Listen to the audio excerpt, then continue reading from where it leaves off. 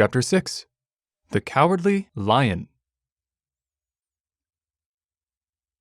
All this time, Dorothy and her companions had been walking through the thick woods.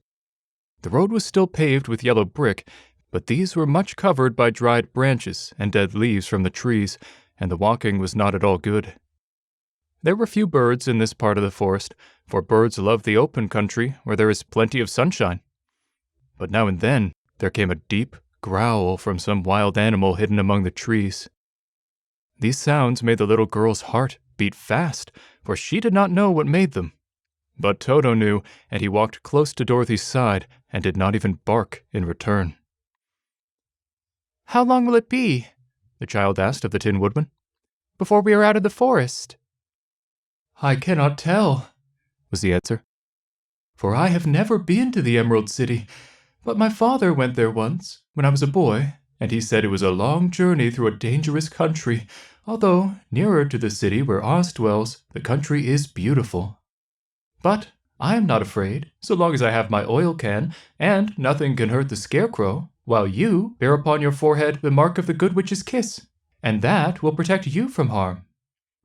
"But Toto," said the girl anxiously, "what will protect him?" "We must protect him ourselves if he is in danger," replied the Tin Woodman. Just as he spoke, there came from the forest a terrible roar, and the next moment a great lion bounded into the road. With one blow of his paw, he sent the Scarecrow spinning over and over to the edge of the road, and then he struck at the Tin Woodman with his sharp claws.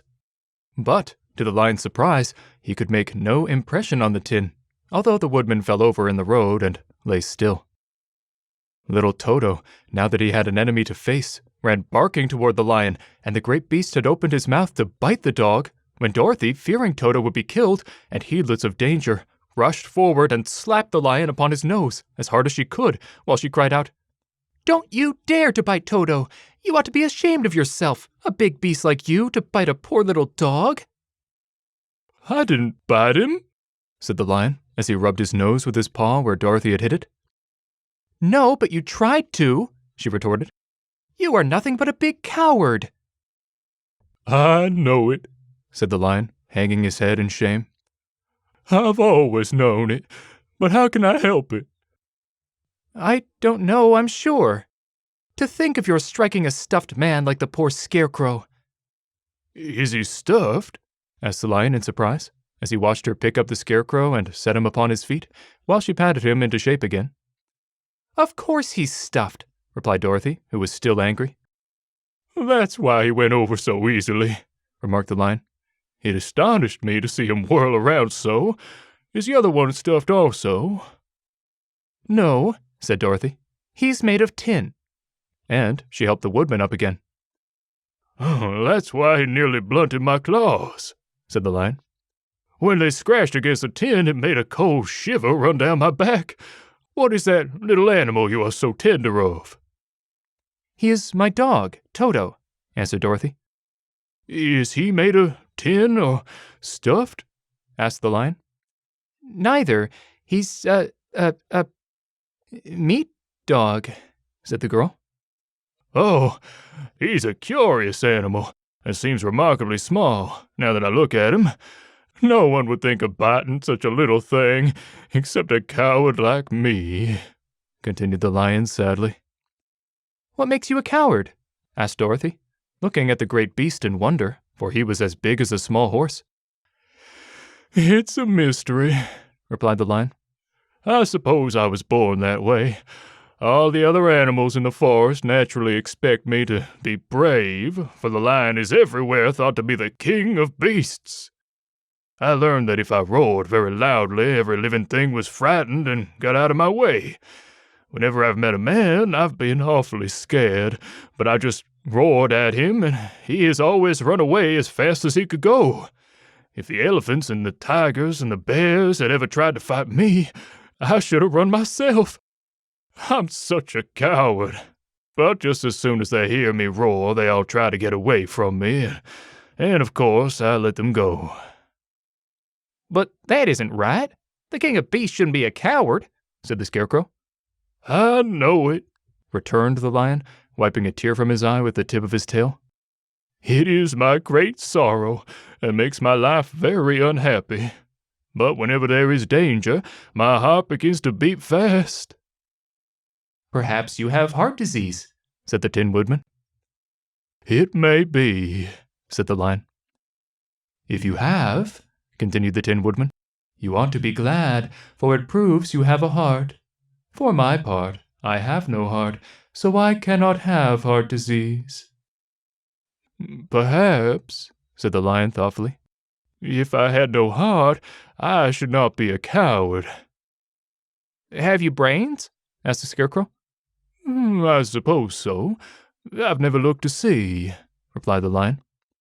"I am going to the Great Oz to ask him to give me some," remarked the Scarecrow, "for my head is stuffed with straw." "And I am going to ask him to give me a heart," said the Woodman. "And I am going to ask him to send Toto and me back to Kansas," added Dorothy. "Do you think Oz could give me courage?" asked the Cowardly Lion. "Just as easily as he could give me brains," said the Scarecrow. "Or give me a heart," said the Tin Woodman. "Or send me back to Kansas," said Dorothy. "Then, if you don't mind, I'll go with you," said the Lion. "for my life is simply unbearable without a bit of courage." "You will be very welcome," answered Dorothy, "for you will help to keep away the other wild beasts. It seems to me they must be more cowardly than you are if they allow you to scare them so easily." "They really are," said the Lion. "But that doesn't make me any braver, and as long as I know myself to be a coward, I shall be unhappy."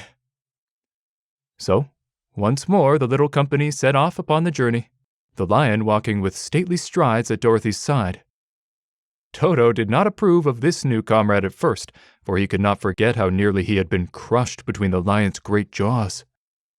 But after a time he became more at ease, and presently Toto and the Cowardly Lion had grown to be good friends. During the rest of that day, there was no other adventure to mar the peace of their journey. Once, indeed, the Tin Woodman stepped upon a beetle that was crawling along the road and killed the poor little thing.